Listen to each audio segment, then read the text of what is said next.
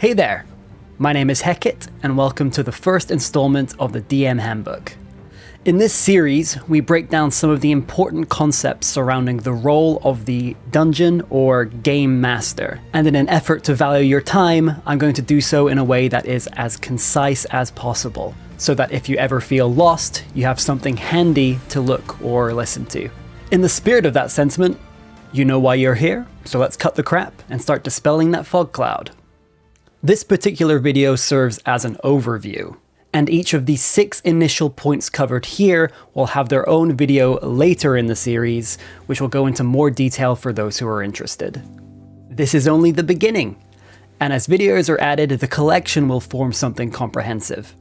You can consider it an introduction to some larger concepts that might seem intimidating at first, but really they're just things that develop over the course of play. So to get you started, I've included one of my top tips for each subject. Alright, let's go. First of all, I want to introduce you to the concept of a Session 0.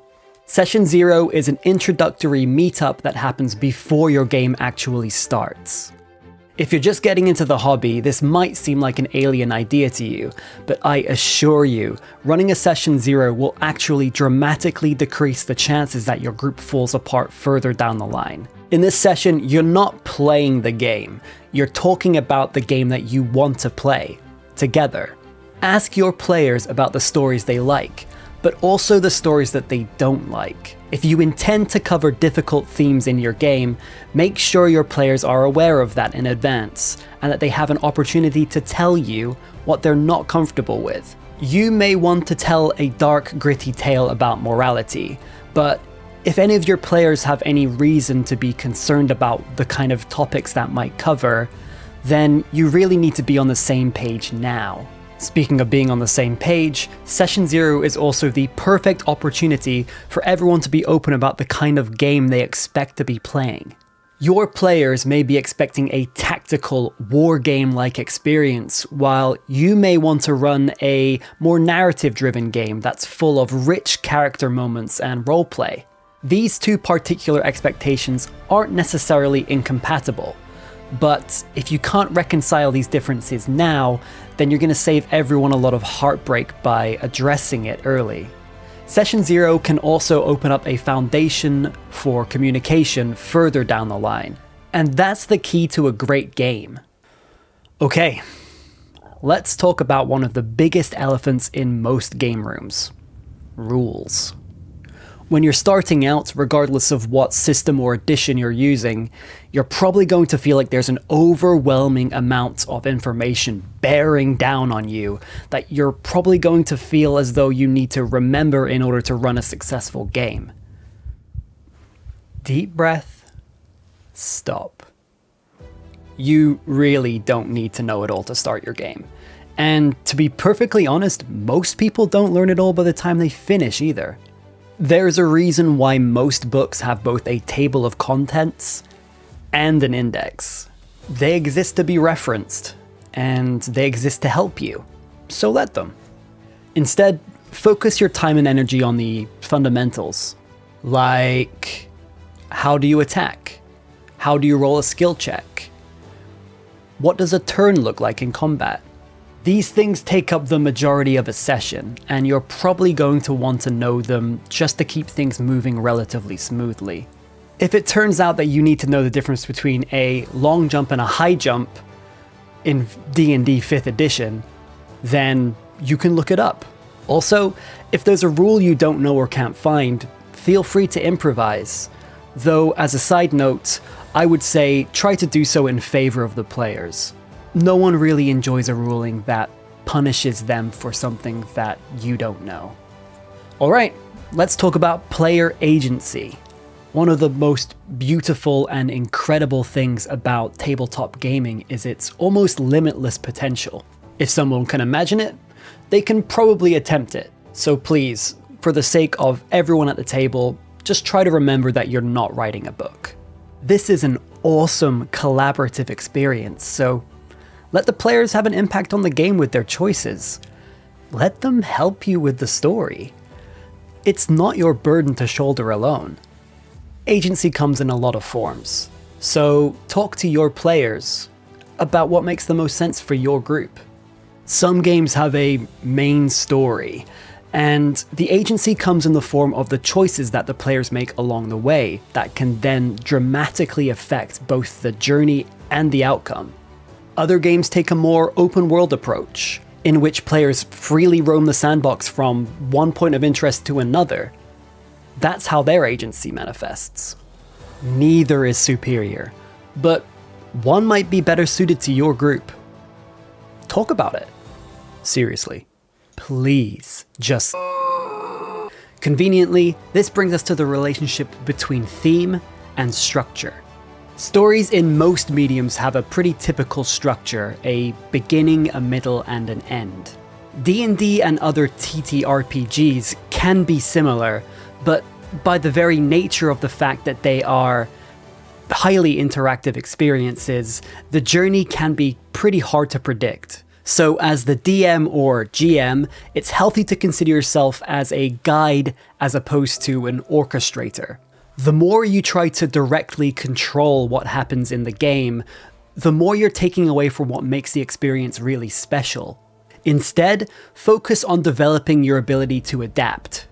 One of the best places to start is to consider what the theme of your campaign actually is. What is the underlying point of the story that you're telling? If you know that your story is about the folly of pursuing wealth or how immortality changes a person's perspective, then you can adapt parts of the game to the choices that the players actually make. Did their choices unintentionally lead to the death of an important character? Well, that's okay. It can still play into the theme of the game if you know what that is. If your current story is about the pursuit of wealth, then what did or didn't that character leave behind that plays into that theme? Did your players sidestep that big moment that you had planned?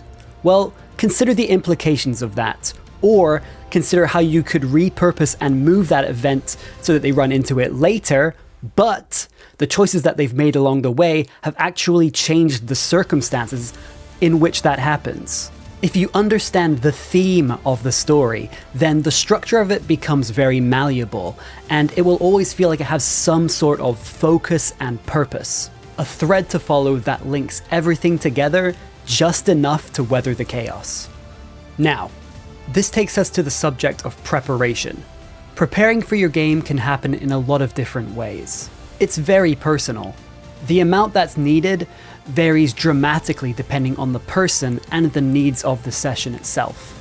But regardless of your confidence in your ability to improvise, you're going to want to know just enough about what could happen so that if things start to drift uncomfortably off course, you have something to fall back on. The level of prep at which you feel comfortable is something that you're going to discover the more you play. However, there are ways of thinking that can help you save some time.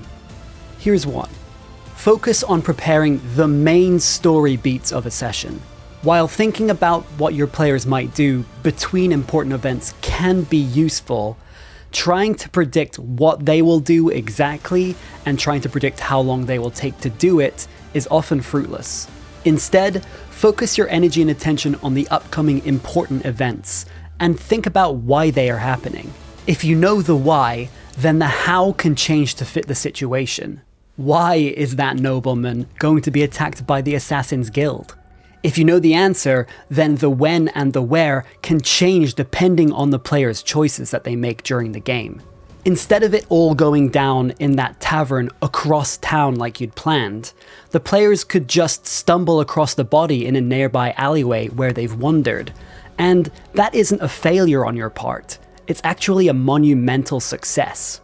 This kind of thought process can give you a lot of breathing room and take a lot of the stress out of both preparing and actually running your game.